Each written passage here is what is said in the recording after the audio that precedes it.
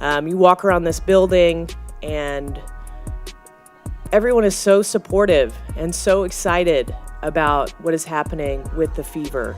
Additionally, a statement made in Indianapolis remains a topic of continuous discussion within the basketball world. The Fever's general manager, Amber Cox, finally spoke up. Her comments about Caitlin Clark also went beyond a corporate press release.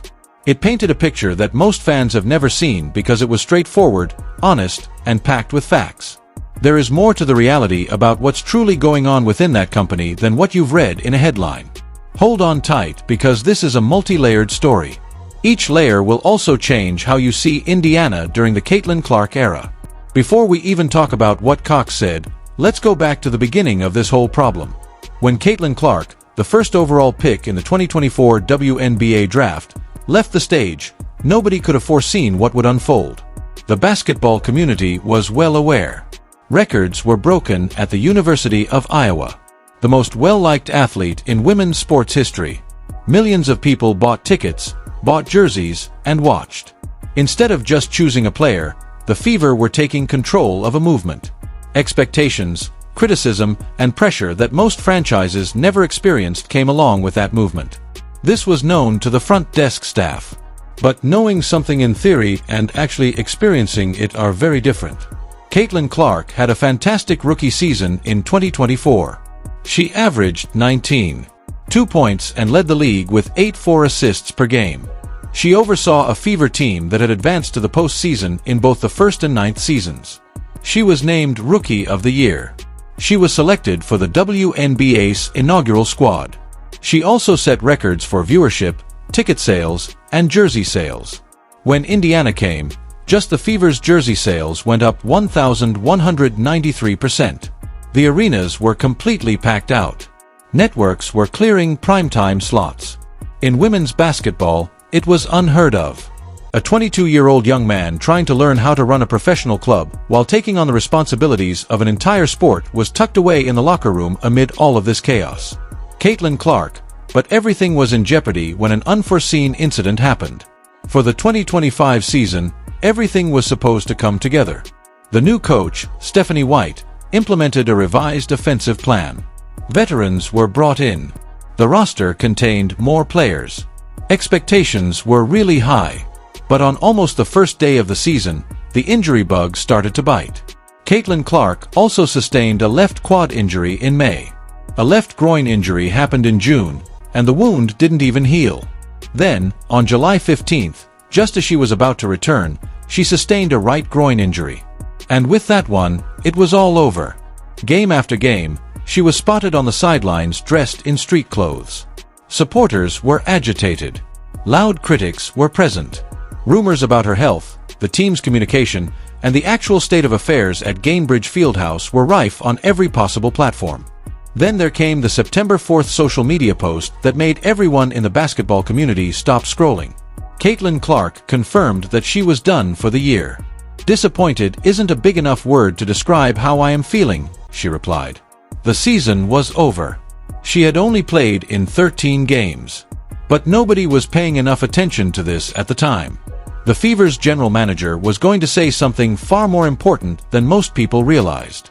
Amber Cox didn't mince words as she took the microphone. She made it clear that Caitlin Clark had complied with all requirements in order to be allowed to return to that court. In exit interviews with the crew, Cox stated, "No one worked harder than Caitlin." An executive defending the brand wouldn't say things like, "Nobody wanted to be out on the court more than Caitlin." Those are the words of someone who has witnessed a player fail due to no fault of her own and battle through rehabilitation on a daily basis. According to Cox's official written statement, Clark tried to make a return by working out for hours every day. She went on, "There simply wasn't enough time left in the season for her to safely return." Amber Cox made it clear that long-term health will always take precedence over a risky comeback, saying, "So, the organization decided to shut her down." But the injuries have nothing to do with Cox's most inflammatory statement. It had to do with the future. Things start to become intriguing at this point. When asked about the future by reporters, Cox did not hedge. When talking about potential or possibilities, she avoided using unclear terminology. She looked them in the eye and said she thought they would see Caitlin Clark soar to new heights when she returned in 2026. Cox said, "I think we're going to see another level. It's unthinkable to even consider." Take a moment to consider that this is a player who averaged 16, 5 points, and 8 assists per game in just 13 games during an injury-plagued 2025 campaign. For the second year in a row, he was selected to the All-Star squad. Even though she only played a little portion of the season, she nevertheless dominated the national debate about women's basketball, and the person in charge of the team claims that she hasn't even touched a completely new piece of equipment yet. It's not a public relations statement.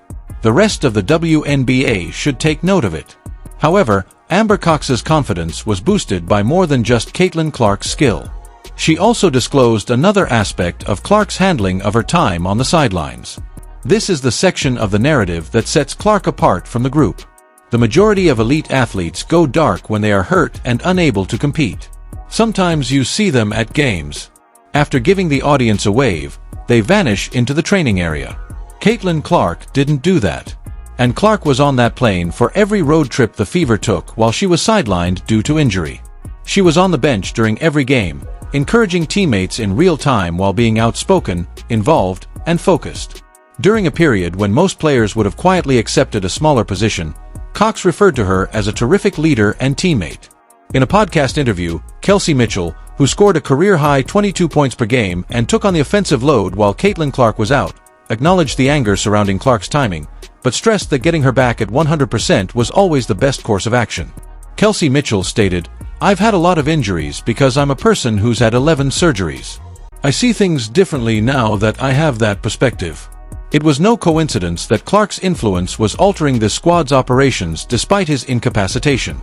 The more you look around the Fever's locker room, the more you realize that they have a genuine chemistry that no front office can match. Teammates talked about the Trace Leches, a close-knit group that included Clark, Lexi Hull, and Sophie Cunningham. Players discussed Clark's pre-game routines with Aaliyah Boston even as they watched from the bench. When asked about the culture before the 2025 season began, Kelly Krauskopf, president of the Fever, said that the young core had made one specific request. They objected to the front office pursuing a major celebrity signing. They wanted their locker room to be secure. The players' exact words were, "Protect the culture that we've started." You see, a team that is crumbling inside doesn't speak like that. That is the rhetoric of a group that knows what they have and does not want it altered. But not everyone has been ready to accept them. And because of the scandal surrounding this locker room, everything was in danger of collapsing before it had a chance to breathe. If you were watching the WNBA in late 2024, you remember the moment Cheryl Swoops lit a match on Gil's Arena. The Hall of Famer intimated that players were uncomfortable with Caitlin Clark's attention and said that there was a great deal of strife within the Indiana Fever group. Swoops said, "There's a lot of other stuff going on that players are like, this ain't where I want to be." On the internet, the claim swiftly gained popularity. It was one of the most talked about stories in women's basketball for weeks, complete with debates, screenshots, and opinions. There was just one problem. When asked about the specifics, Cheryl Swoops admitted she wasn't in the locker room. There was no evidence. No player co-signed the story. During a different March Madness show in April 2025, Caitlin Clark directly addressed the rumors while seated with Sue Bird and Diana Taurasi. "The folks within that facility were the only ones who truly knew the reality," she stated, recognizing that people tend to assume they are aware of what occurs behind closed doors. She implied that the commotion had less to do with anything happening in Indiana and more to do with those who were successful. Then, in 2025, the Indiana Fever's on-court performance in the absence of their idol was more powerful than any news conference. Think about what Indiana accomplished over the season without Caitlin Clark. They won the WNBA Commissioner's Cup for the first time in team history. They defeated the Atlanta Dream in the first round of the playoffs. They defeated the Las Vegas Aces, one of the most prestigious teams in the WNBA, in overtime after advancing to a winner-take-all Game 5 in the semifinals. Their first trip to the WNBA championships in over a decade was just one win away. All of that without their most important player. On every bench and sidelines, Clark was yelling encouragement, assigning defensive tasks, and celebrating each basket as though she had made it herself. Amber Cox's evaluation of her leadership wasn't just favorable. It was accurate. The numbers, results, and spirit of that run all indicated a franchise that had internalized it, even if Clark was unable to demonstrate her intensity on the court. Things start to become serious at this point. Because the Indiana Fever, led by Amber Cox, are hoping for more than simply a comeback season in 2026, they are hoping for a possible dynasty. The lengthy negotiations between the WNBA and the Players' Union, which lasted more than a year before being resolved in early 2026, caused the whole off-season to be compressed into a few weeks. The Portland Fire and Toronto Tempo, two new teams, had their league rosters changed by expansion drafts. Despite the Fever losing 2 players in the process, Cox maintained his composure. Her message was consistent from the season's conclusion to every roster change that followed. Keeping Kelsey Mitchell in a Fever uniform is their first objective. "I'm going to sound like a broken record from last year," Cox told reporters. Keeping Kelsey Mitchell in a Fever jersey will be the top focus. With Mitchell back in the running and contracts already in place for Caitlin Clark and Aaliyah Boston, Indiana will have the most complete core in the league heading into the 2017 season. Even so, the basketball community didn't recoil because of the headline. When Caitlin Clark made an appearance as a special contributor on Basketball Night in America with legends like Carmelo Anthony, Vince Carter, and Tracy McGrady, even Amber Cox was overjoyed. Cox wrote on social media, "This will be very insightful and entertaining. It comes easy to me to tuck CC." NBC executive producer Sam Flood described Clark as the most renowned figure in basketball, not collegiate or women's basketball. Stop completely. Clark is now working on such platform even before the May 8th start of the 2026 WNBA season. Furthermore, when asked about the Fever's chances of winning the championship on that NBC platform, Clark answered right away. "I think we're going to be the favorite to win it all," she said. The media had little influence on that reaction. It adds a little pressure, in my opinion, but that's what you enjoy about it. However, our team, coach, and support staff are all excellent. I'm very excited. That individual had been silently developing and simmering in desire while watching from the sidelines for an entire season, and now she was ready to release everything she had been holding inside. And Cox's confidence in that Caitlin Clark's appearance? This is why the entire scenario worries the rest of the WNBA. This is what the whole image tells you when you stand back and look at it clearly.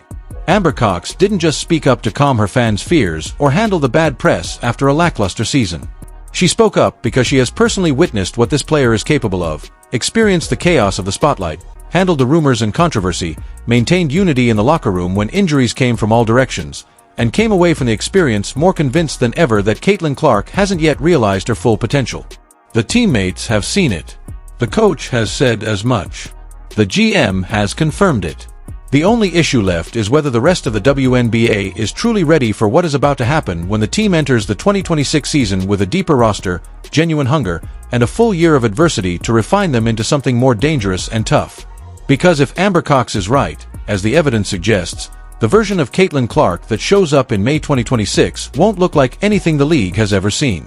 Additionally, the teams that have been doubtful of this team for the previous year might want to carefully assess if they are prepared for what it actually involves. A remark made in Indianapolis has generated a lot of discussion among the basketball world. The Fever's general manager, Amber Cox, finally spoke up. Her comments about Caitlin Clark also went beyond a corporate press release. It painted a picture that most fans have never seen because it was straightforward, honest, and packed with facts. There is more to the reality about what's truly going on within that company than what you've read in a headline. Hold on, for this is a multi-layered tale that will change the way you think about Indiana during the Caitlin Clark era. Before we even talk about what Cox said, let's go back to the beginning of this whole problem.